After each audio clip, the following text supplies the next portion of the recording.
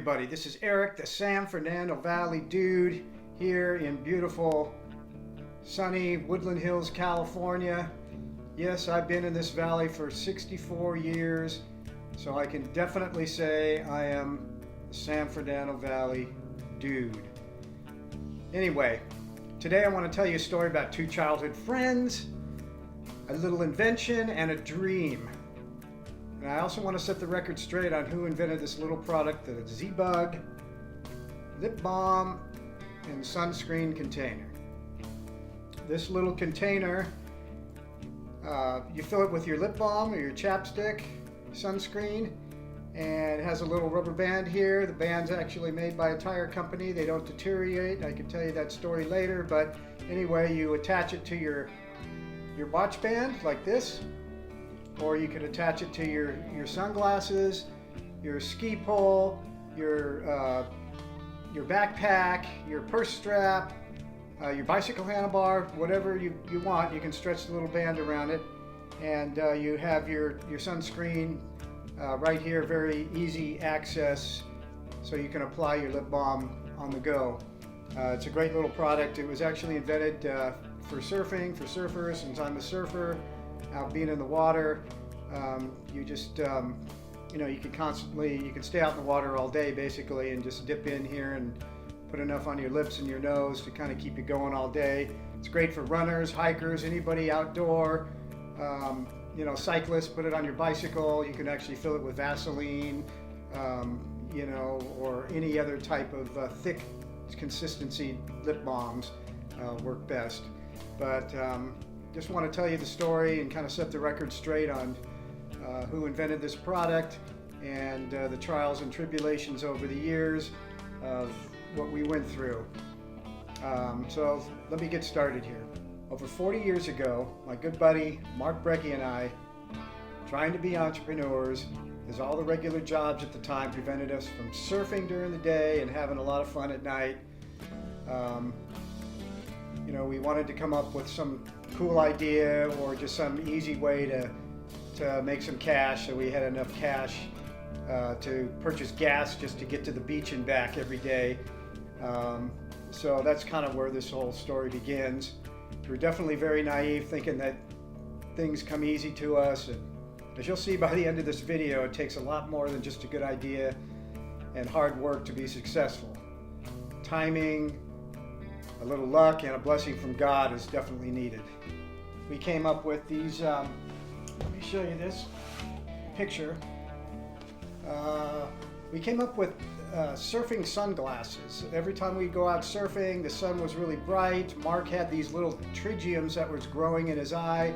You could look it up online. It's basically a little growth that happens from the sun, and it starts to kind of start on the whites of your eyes, and it ends up getting into your pupil area, which isn't a good thing, and you have to have surgery to remove it. They scrape it out, horrible kind of surgery anyway, and a lot of surfers and outdoor people in the sun end up getting this kind of situation. So we were thinking maybe we can have some sunglasses that you could wear in the water, and that would be kind of a cool thing to use. So we came up with this little product called Aqua Shades. This is basically the very first rendition we had, which kind of looks more like a goggle product, even though we were kind of had the idea of having more of a sunglass look with the frame and everything. But basically this was the first design that we were kind of looking at. We definitely needed a strap to hold it on the back of your head. If you fell off your board and were tumbling under the water, you didn't want to lose them. So kind of what happened was my grandfather had a big company out here in Van Nuys, Nordskog Industries. Produced a bunch of airline galleys and electric vehicles at the time, and big in the boating industry. And there was a guy that did some work for my grandfather. He was a tool and die maker. His name was Paul Tollins, and he had a little shop in his garage where he would actually design and make little injection molded products. And so we went to him, talked about our design. So he basically got to work at making the frames and the whole thing, and trying to make the lenses and and all that kind of stuff. Um, and we basically found out how difficult and costly this process is going to be, especially the lenses that would fog up. There were times we had to make a double lens thinking that maybe that would work, and also the lenses had to be optically correct when you look through, so you don't get all that distortion and everything. And so that was the biggest challenge and difficulty we had. During this time, we were asked by a good friend of ours who had a little Zodiac boat, because again, we love to surf all the time. If we wanted to go out to a premier exclusive surf break up north of Santa Barbara called the Ranch. As you probably know, anybody that's watched that movie Big Wednesday, that's where a lot of the surfing and filming was done at the ranch up there. And basically you launch your boat off of the Gaviota Pier. You can't really drive in there unless you own property, and only highly exclusive people were able to purchase the property up there. So you had to get in by boat. And we found this little great spot called St. Augustine's Reef. And so we kind of tooled in, and while we were checking out the reef and the break, not really knowing anything about it, we're kind of sitting there looking at it, seeing these little waves come in, going, oh, looks like a really fun place. And we just started to get our wetsuits on, and one of our buddies kind of looked outside and said, oh my gosh, a set's coming, large set, and he just yelled, set!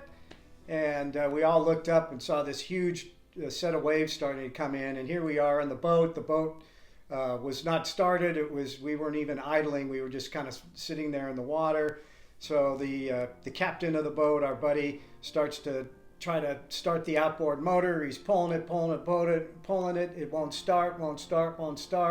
We're all getting really nervous as the set's starting to get closer and closer. Finally, he gets the motor started. We all hang on. There's these little ropes on the side of the Zodiac boat, and he punches it full throttle, and we just start to make it over the first wave as it's just starting to break, and it kind of hits the boat a little bit, and we're flying up out of the surf in the air, basically flying. But what happens is a couple of the surfboards actually flew out of the boat, ended up going all the way inshore, and later on we had to go back inside and get them, and it was just quite a mess. But and then all of a sudden we look, and there's a second set, and we just punched it, and it was a big set, and we just barely made it over. And during that time, it was about an 8-hour period. Well, the captain, Jim, basically went out, and he wasn't a surfer, so he went out and started fishing, and he fell asleep out in the water and left us there for about 8 hours, sitting there floating in the water. We were fine, just the fact that there was great waves, but the problem was that it was a really beautiful, warm, sunny day, and we were sitting out there frying like crazy, and our lips and faces were frying. We had no sunscreen or no gear, nowhere to go get anything like that. So we're basically sitting in the water like this, covering our nose and our faces and our lips, and it was quite a deal. So basically I looked over to my buddy Mark, and I said, God, would it be great if we had something here that I could just dip down into my watch, a little container. I could open it up and dip in and apply my sunscreen. And Mark said, oh God, that's a brilliant idea, let's see if we can do something. So what happened was, after that, is Mark and we already had a tool maker, a person that could make the tool and die for us out in Van Nuys. So we went to him immediately and said, halt the progress on what we're doing on the sunglasses. We got a better idea. I think it's really cool. Can you make us this little container that you could attach to our watch and whatever? So he got started doing that. And basically, he would take a chunk of plastic and kind of cut around it and cut out and make a little piece. And you'll see by the pictures that I'm putting up all the different and initial designs of the Zebug that he created. He had an 8-cavity mold that he made for us. Basically, this is how a product comes out of an injection mold. This is basically one of the first runs that came out. you can see that there was 8 cavities, so 8 Zebugs on one shot of plastic comes through. Basically, it's a machine, injection mold machine, where there's these little tiny pellets of plastic in different colors, and you stick it in the machine, it melts it down, squirts it through, and with all the pressure of the mold squeezing together, it makes the little product. Well, the Zebugs 2 actually came out like this. So the mold, they're actually coming out with the lid open, right? And then what happened too is basically after this, the mold is designed to actually trim all the little flashing, they call it, to where the product itself just comes out by itself and pops out. So you didn't have to do any trimming. But this is basically one of the first pressings that came out of the mold. In January '87, we decided to go try to sell this product to a company that we saw out there called who was in the marketplace selling this colored zinc oxide. The name of the company was called Zinca. Zinca, I know that has been sold maybe a couple times since then, so the people that own Zinca these days, I'm sure are very highly reputable people. But when we first started the product, we definitely had some issues with the owner, and I'll get into that story in a minute of what happened with Zinca. But we decided to go to Zinca at the beginning, and let me tell you, if you're gonna take a product and show it to a new company, obviously you want to have the patent filed if you can already, and you want to make sure you have a non-disclosure agreement. You can get non-disclosure agreements online easily these days. They just already have them pre-made. You just fill out all the information in there, the date, and have each party sign it.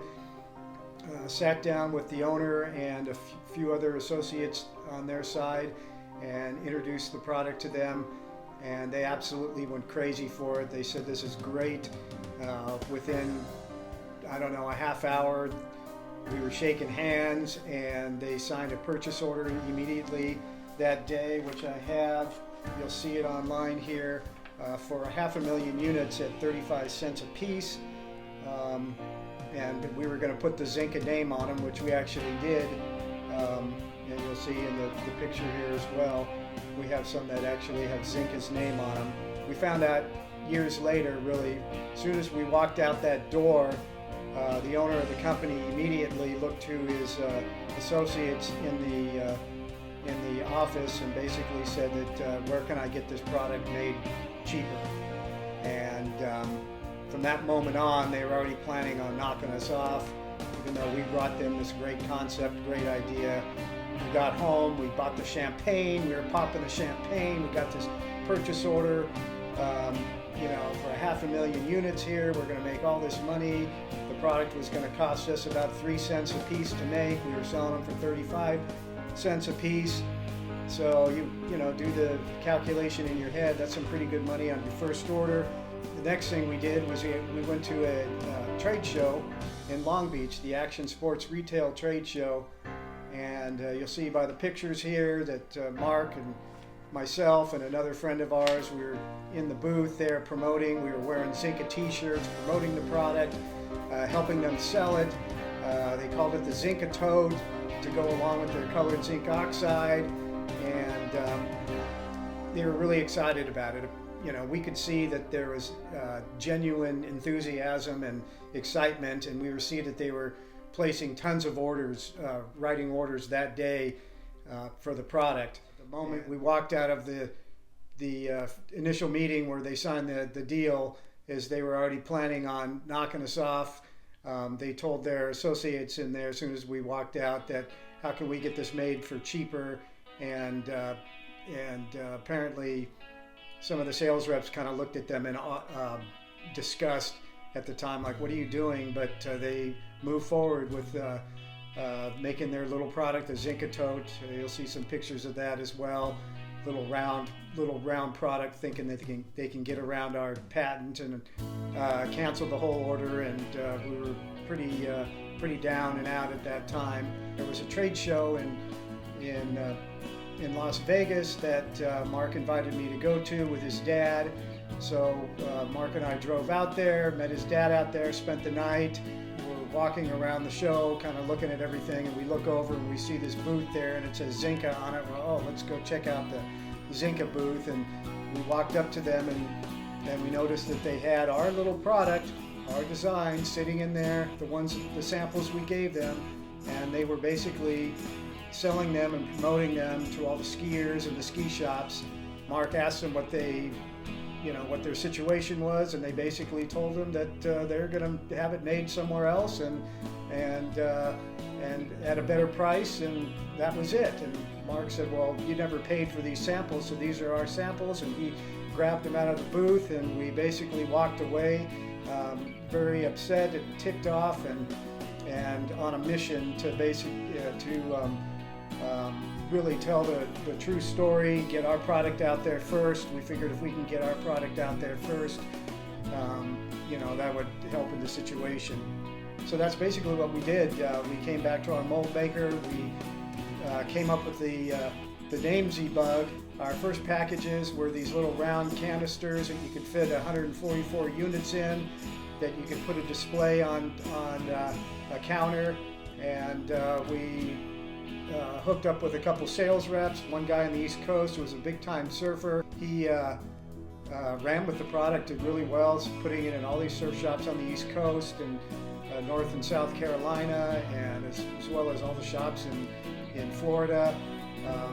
We also hired a friend of ours out here in California. He went around to all the local surf shops up and down in Orange County and Malibu area. Time also, we decided to go to another company to see if that can work. We went to a company called Freestyle. Freestyle watches made these cool little shark watches, they called them, that were all colorful and had these colored bands, and every surfer was wearing them at the time.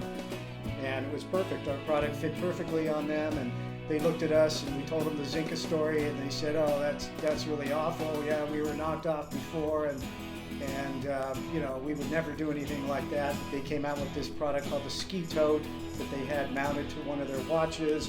It had a little round container on it for sunscreen. It had a little dial on there that you could dial in your wave counter, your counting of your waves or ski runs or whatever it was.